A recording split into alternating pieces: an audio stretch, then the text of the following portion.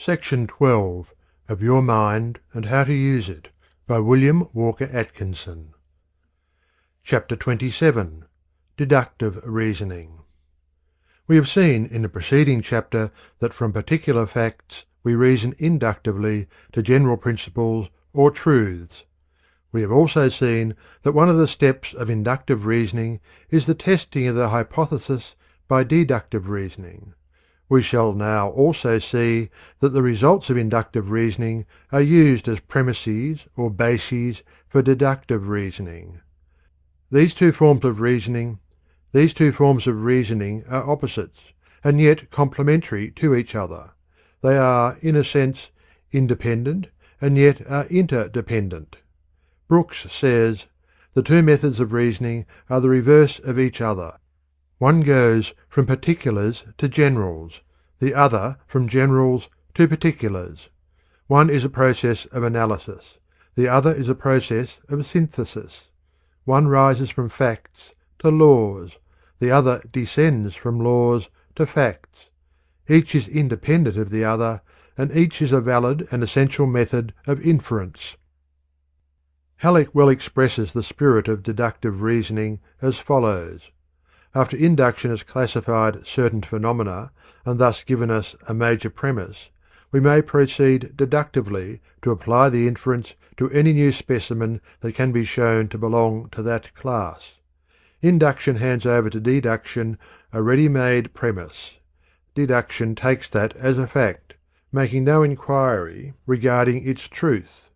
Only after general laws have been laid down, after objects have been classified, after major premises have been formed, can deduction be employed. Deductive reasoning proceeds from general principles to particular facts. It is a descending process, analytical in its nature. It rests upon the fundamental axiomatic basis that whatever is true of the whole is true of its parts, or whatever is true of the universal is true of the particulars. The process of deductive reasoning may be stated briefly as follows. 1. A general principle of a class is stated as a major premise. 2. A particular thing is stated as belonging to that general class, this statement being the minor premise. Therefore, 3. The general class principle is held to apply to the particular thing, this last statement being the conclusion. A premise is a proposition assumed to be true. The following gives us an illustration of the above process. 1. Major premise. A bird is a warm-blooded, feathered, winged, oviparous vertebrate. 2. Minor premise. The sparrow is a bird, therefore 3. Conclusion. The sparrow is a warm-blooded, feathered, winged, oviparous vertebrate. Or again, 1. Major premise. Rattlesnakes frequently bite when enraged, and their bite is poisonous. 2. Minor premise. This snake before me is a rattlesnake. Therefore, 3. Conclusion. This snake before me may bite when enraged, and its bite will be poisonous. The average person may be inclined to object that he is not conscious of going through this complicated process when he reasons about sparrows or rattlesnakes, but he does, nevertheless. He is not conscious of the steps because mental habit has accustomed him to the process, and it is performed more or less automatically. But these 3 steps manifest in all processes of deductive reasoning, even the simplest. The average person is like the character in the French play, who was surprised to learn that he had been talking prose for 40 years without knowing it.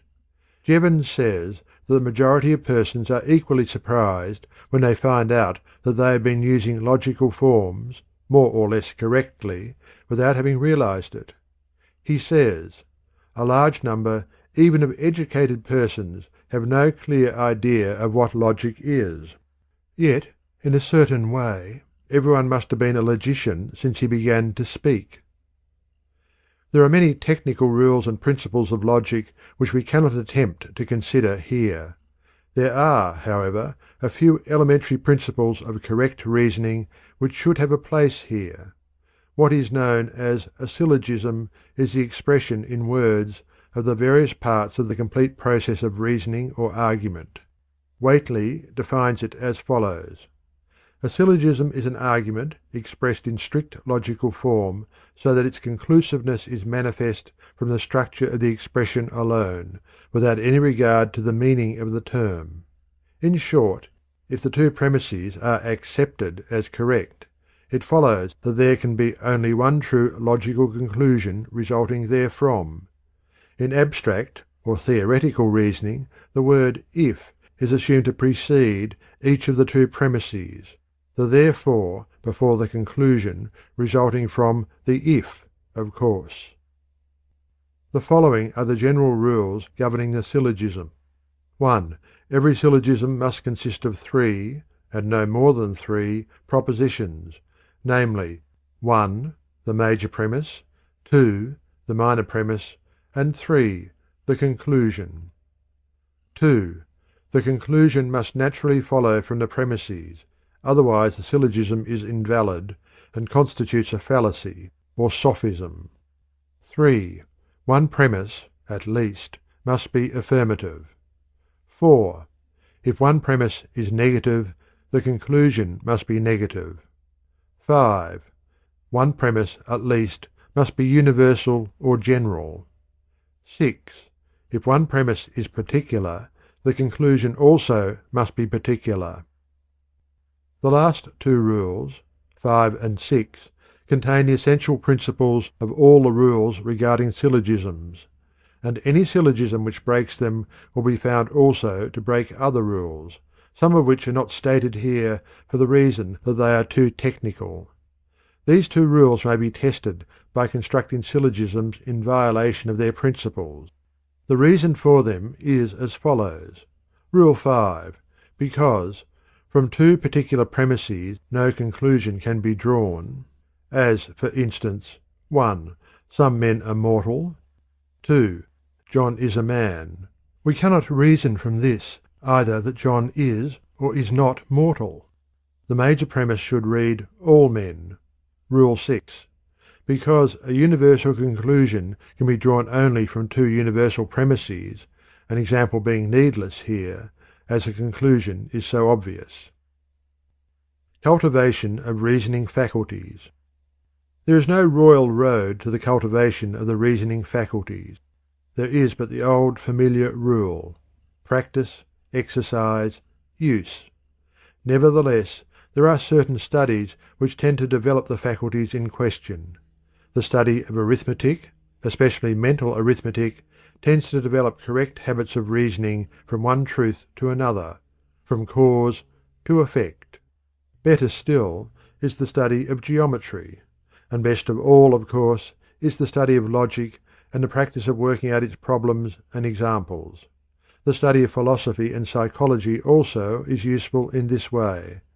Many lawyers and teachers have drilled themselves in geometry solely for the purpose of developing their logical reasoning powers. Brooks says, "So valuable is geometry as a discipline that many lawyers and others review their geometry every year in order to keep the mind drilled to logical habits of thinking. The study of logic will aid in the development of the power of deductive reasoning. It does this, first, by showing the method by which we reason.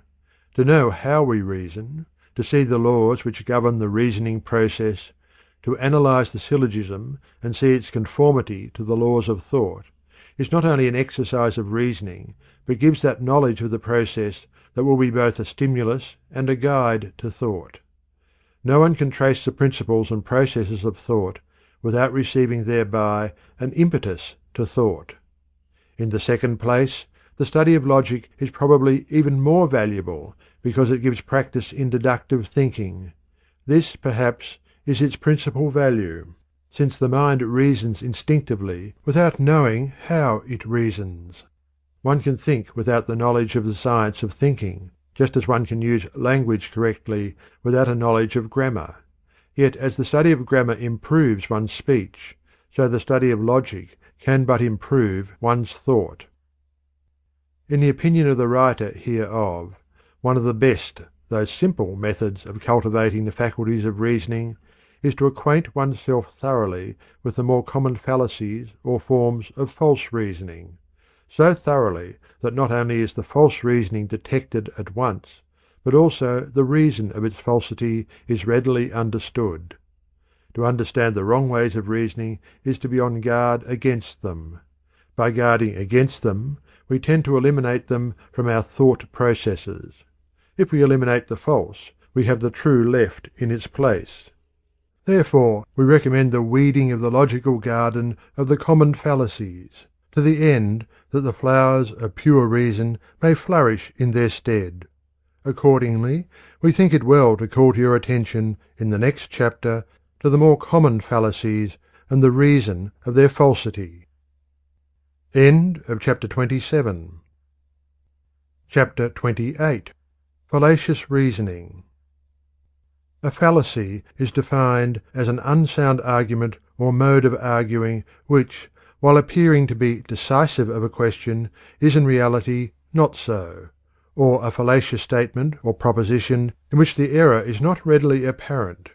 When a fallacy is used to deceive others, it is called sophistry.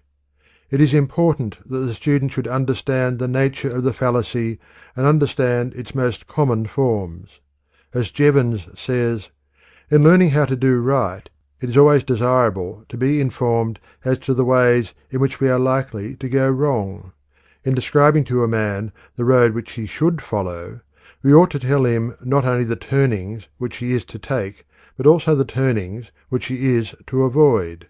Similarly, it is a useful part of logic which teaches us the ways and turnings by which people most commonly go astray in reasoning. In presenting the following brief statement regarding the more common forms of fallacy, we omit, so far as possible, the technical details which belong to text books on logic. Fallacies. 1. True collective but false particular. An example of this fallacy is found in the argument that because the French race collectively are excitable, therefore a particular Frenchman must be excitable, or that because the Jewish race collectively are good business people, therefore the particular Jew must be a good business man. This is as fallacious as arguing that because a man may drown in the ocean, he should avoid the bath, basin, or cup of water. There is a vast difference between the whole of a thing and its separate parts. Nitric acid and glycerin, separately, are not explosive, but combined they form nitroglycerin, a most dangerous and powerful explosive. Reversing this form of illustration, we remind you of the old saying, "Salt is a good thing, but one doesn't want to be put in pickle." 2. Irrelevant conclusion. This fallacy consists in introducing in the conclusion matter not contained in the premises, or in the confusing of the issue. For instance, 1. All men are sinful. 2. John Smith is a man. Therefore, 3. John Smith is a horse thief. This may sound absurd, but many arguments are as fallacious as this, and for the same reason. Or another and more subtle form: 1. All thieves are liars. 2. John Smith is a liar. Therefore, 3. John Smith is a thief. The first example arises from the introduction of new matter, and the last from the confusion of the issue. 3. False cause. This fallacy consists in attributing cause to a thing which is merely coincident with or precedent to the effect. For instance, 1. The cock crows just before or at the moment of sunrise. Therefore, 2. The cock crowing is the cause of the sunrise. Or again, 1. Bad crops followed the election of a Whig president. Therefore, 2. The Whig party is the cause of the bad crops. Or again, 1. Where civilization is the highest, there we find the greatest number of high hats. Therefore, 2. High hats are the cause of civilization. 4. Circular reasoning. In this form of fallacy, the person reasoning or arguing endeavours to explain or prove a thing by itself or its own terms. For instance, 1. The Whig Party is honest because it advocates honest principles. 2. The Whig principles are honest because they are advocated by an honest party. A common form of this fallacy, in its phase of sophistry, is the use of synonyms in such a manner that they seem to express more than the original conception, whereas they are really but other terms for the same thing. An historical example of circular reasoning is the following. 1. The Church of England is the true church because it was established by God. 2. It must have been established by God because it is the true church. This form of sophistry is most effective when employed in long arguments in which it is difficult to detect it. 5. Begging the question. This fallacy arises from the use of a false premise, or at least of a premise the truth of which is not admitted by the opponent. It may be stated, simply, as the unwarranted assumption of a premise, generally the major premise. Many persons in public life argue in this way. They boldly assert an unwarranted premise, and then proceed to argue logically from it. The result is confusing to the average person, for, the steps of reasoning being logical, it seems as if the argument is sound, the fact of the unwarranted premise being overlooked. The person using this form of sophistry proceeds on Aaron Burr's theory of truth being that which is boldly asserted and plausibly maintained. Bulwer makes one of his characters mention a particularly atrocious form of this fallacy, although an amusing one, in the following words: "Whenever you are about to utter something astonishingly false, always begin with 'It is an acknowledged fact,' etc." Sir Robert Filmer was a master of this manner of writing. Thus, with what a solemn face that great man attempted to cheat! He would say, "It is a truth undeniable that there cannot be any multitude of men whatsoever, either great or small, etc. But in that same multitude there is one man among them that in nature hath a right to be king of all the rest, as being the next heir of Adam." Look carefully for the major premise of propositions advanced in argument, spoken or written.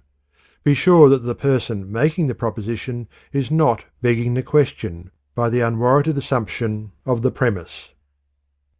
General rule of inference. Hislop says, concerning valid inferences and fallacious ones, "We cannot infer anything we please from any premises we please. We must conform to certain definite rules or principles. Any violation of them will be a fallacy. There are two simple rules which should not be violated. 1. The subject matter in the conclusion should be of the same general kind as in the premises. 2. The facts constituting the premises must be accepted and must not be fictitious. A close observance of these rules will result in the detection and avoidance of the principal forms of fallacious reasoning and sophistry." Sophistical arguments. There are a number of tricky practices resorted to by persons in argument that are fallacious in intent and result, which we do not consider here in detail as they scarcely belong to the particular subject of this book. A brief mention, however, may be permitted in the interest of general information. Here are the principal ones. 1. Arguing that a proposition is correct because the opponent cannot prove the contrary. The fallacy is seen when we realize that the statement, "The moon is made of green cheese," is not proved because we cannot prove the contrary. No amount of failure to disprove a proposition really proves it, and no amount of failure to prove a proposition really disproves it. As a general rule, the burden of proof rests upon the person stating the proposition, and his opponent is not called upon to disprove it or else have it considered proved. The old cry of "you cannot prove that it is not so" is based upon a fallacious conception. 2.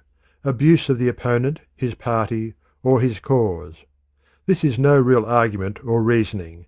It is akin to proving a point by beating the opponent over the head. 3. Arguing that an opponent does not live up to his principles is no argument against the principles he advocates. A man may advocate the principle of temperance, and yet drink to excess. This simply proves that he preaches better than he practices.